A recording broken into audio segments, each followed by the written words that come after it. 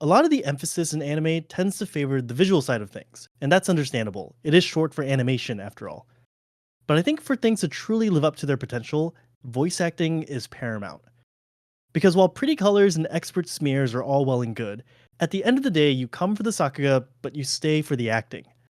With talented stars such as Shion Wakayama, Yuma Uchida, and Aoi Yuki at the helm, how could you not fall in love? Here are your nominees for Best Voice Acting of 2024. 虫から生えた奇妙な草を持ったその男は一人の娘マレアオフコラボだぞ。私なんてさっきからずっとチャメちゃんに抱きついてムキューしてるんだぞ。いいだろう。握手してもらえますか？ええ、喜んで。じゃあ400円？悪くないね。でもその400円の壁、私がこれで破ってあげる。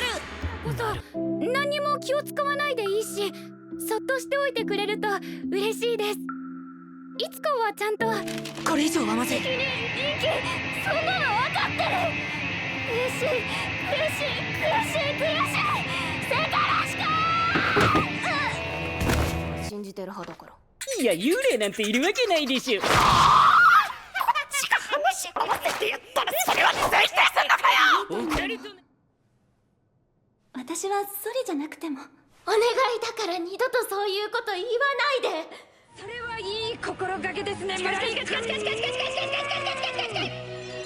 ありがとうございます。村人や仲間をよく死なせちゃうんすよ。何してんだお前。それでどんな。 And the winner for Best Voice Acting in 2024, consensus between the jury and the public, is Aoi Yuki as Mao Mao from the Apothecary Diaries.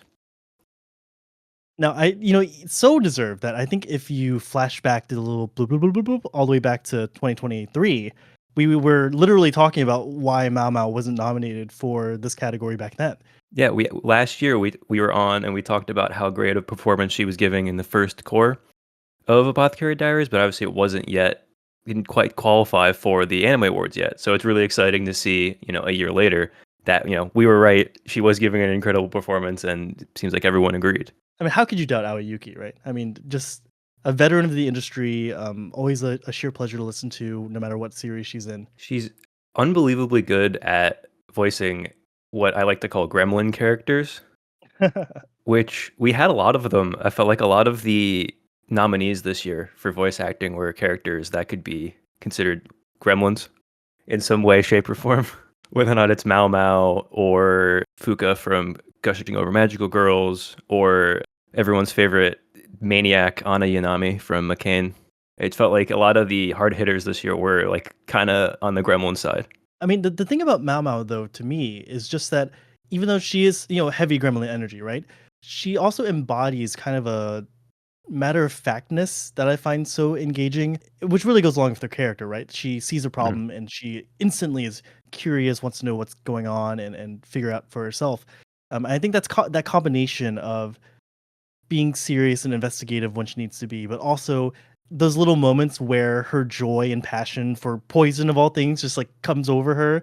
It's such a nice eclectic mix that's really fun to watch. Yeah, I think what gets her to the point where she's a deserved winner for this category is the range, right? Is, the things we all remember are like the little fun noises and when she's freaking out about a different type of mushroom or stuff like that, or when the cat ears pop up. But it's also, an incredible dramatic performance as well. And when she gets serious, she can get very, very serious. The breadth of the acting is, I think, why she's the most deserved for this award. My favorite voice acting scene of last year, for sure, of all time, I don't know, is when they're at Gokoyu's little shindig and she's tasting the poison for the first time and she, looks up, does a little look and goes, "Doku desu," and then like immediately rushes off. Mm-hmm. Oh, it's such a memorable moment. And I think like 80% of the reason why it's so memorable is because of Aoyuki's acting there. But Chairman, what do you think? Do you think we're pretty spot on the head of why spot on the head? That's not a real saying. Do you think we've hit the hit? Yeah. Do you think we've hit the head on the nail here? The nail on the head about exactly why she was ranked so highly. I mean, I can't agree more with all the things that you've brought up about Yuki Aoi's performance as Mao. The range, amazing. The highlight performances, the highlight scenes from the show. Episode 4 is also a great example when she's just kind of beating up the servants at the Crystal Pavilion, just like really channeling all her rage and stuff like that. Definitely everything you said. But one thing that I think the voice acting jury tends to focus a lot on for the many years that I've been part of the VA jury is that consistency is really important because when we analyze a voice acting performance from start to finish, we actually have to watch every single scene.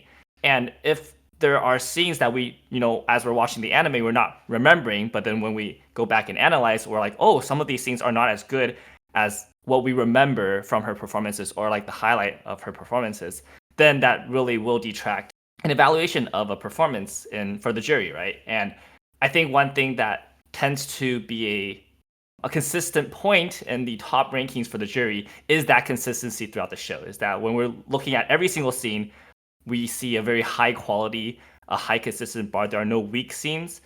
There are no moments we feel like the acting is actually not up to the quality of the character. And Yuki Aoi is just easily the most consistent performance from this year. Like every single scene, she's so good.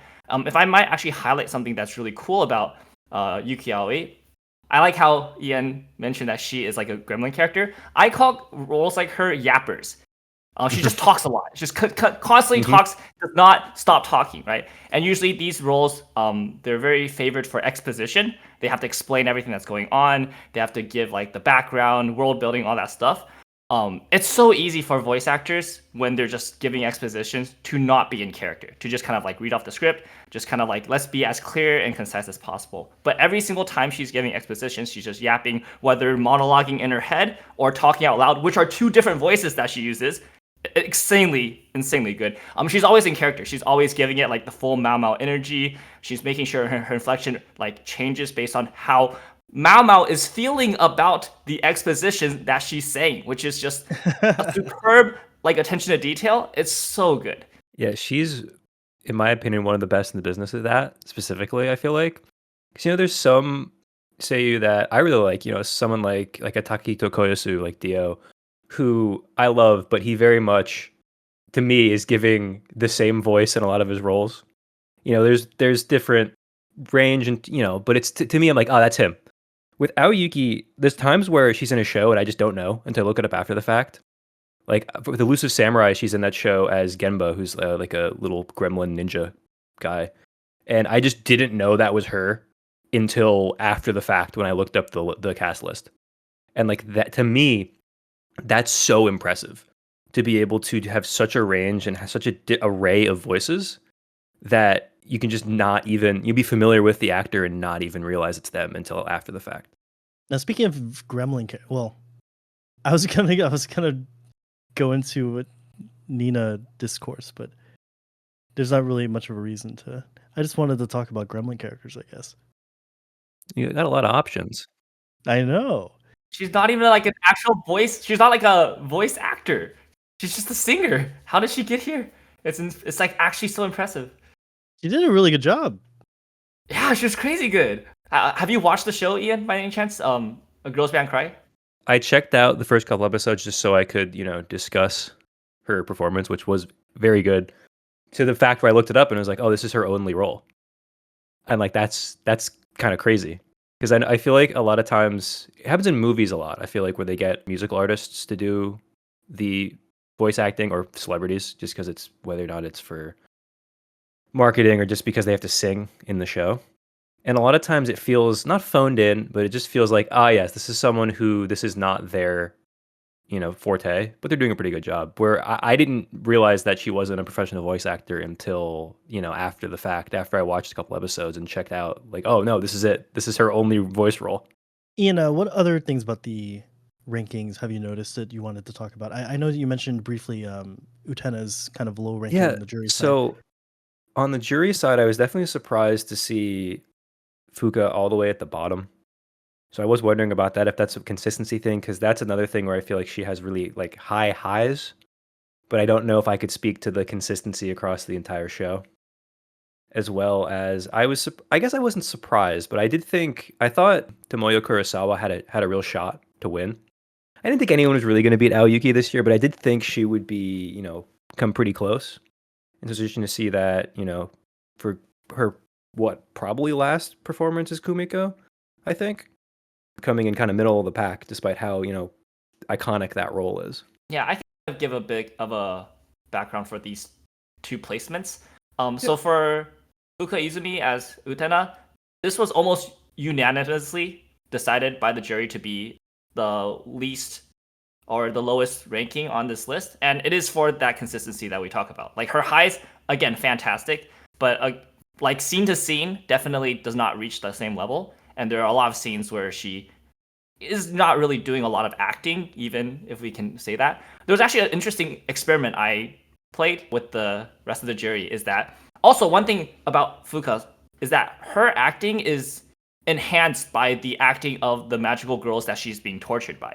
Like a great scene is Utena with Kiwi when they first interact, and then it's actually mostly Kohara's like screams as Kiwi that is making Utena seem way more like sadistic and bad and evil than she actually is. So I cut a version of the scene where I clipped out all the Kiwi screams, and if you just listen to Utena's voice acting, it's good, but it's not as elevated as like with that other voice actor to bounce off of. That's kind of interesting too. These things we can analyze it from a lot of different perspectives, and once you get into like the weeds and the nitty gritty, then there's like a lot we can talk about where we feel like she did not do as much as other roles.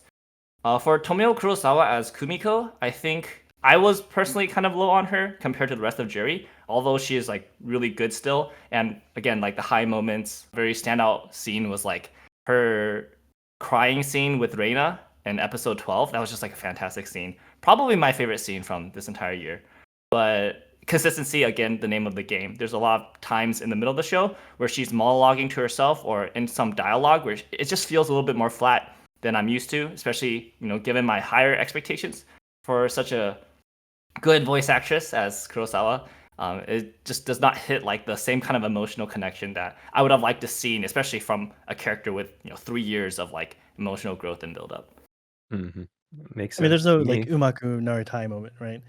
Yeah, but I think that moment is also like it's like a result of a bunch of things that are happening before, right? And each thing that happens before, from a voice acting perspective, it all builds up. Whereas I think in this season, there's still the good payoff moment in episode 12 with like the scene with her and Reina kind of like confessing to each other. But the buildup wasn't as clean, I think, as it was in previous seasons. And then, honestly, I just want to give you a chance to talk a little bit about Mirai and Love and Yoko Hikasa's performance, because I see the jury has her as 2. And honestly, I think that's pretty deserved. What I have watched of that show is absolutely insane. And I honestly feel like almost the entire cast should just be nominated together for how insane the performances is across the board in that show. Yeah, I mean, I'm pretty sure Mirai and Love is last on the public ranking because most people just haven't seen this show. Unfortunately, it's not a very popular show, and even when you watch the show, there's not much to watch. It feels like I'm watching a PowerPoint rather than an anime. There's not a lot of animation going on. But that's kind of what makes the voice acting so impressive, because it just completely carries the show. And anybody who's given the show a chance falls in love with the show because of how amazing the voice acting is. Especially, really, premise is a little yabai, right? It is a little bit sketch. Yeah, it's a bit of a teacher-student relationship. I do think they kind of make it work by the end. It's not as bad as it could have been, but I mean, it's comedy first, and what really sells the comedy is Hikasa Yoko's voice acting. But she's been in the industry for like a long she's time. Mio and Ria. Yes, she's Mio from Kia, and I think like before this role, I would say this is her crowning. Like this is the best role she's ever given by far. Oh wow! Like it's crazy to think that like a person who has been in this industry for so long can still come out with such an impressive, technically impressive, and also like creatively impressive. Like the way she says some of her lines, like they gave her so much creative liberty and agency to like drag out syllables and make those crazy inflections. Like that's not on the script. That's stuff that she's coming up with like by herself, either on the fly or just naturally. And then they're like letting her go with it because it's just so great and it's so spectacular and nobody else can do it. You heard it here first, folks. Hikasa Yoko's crowning achievement in voice acting. Go watch Mariah in Love. And the other wonderful performances that the jury and public have recognized. But this is all the time we have. Thank you guys for coming up and talking with me about voice acting. Yeah, thanks for having us.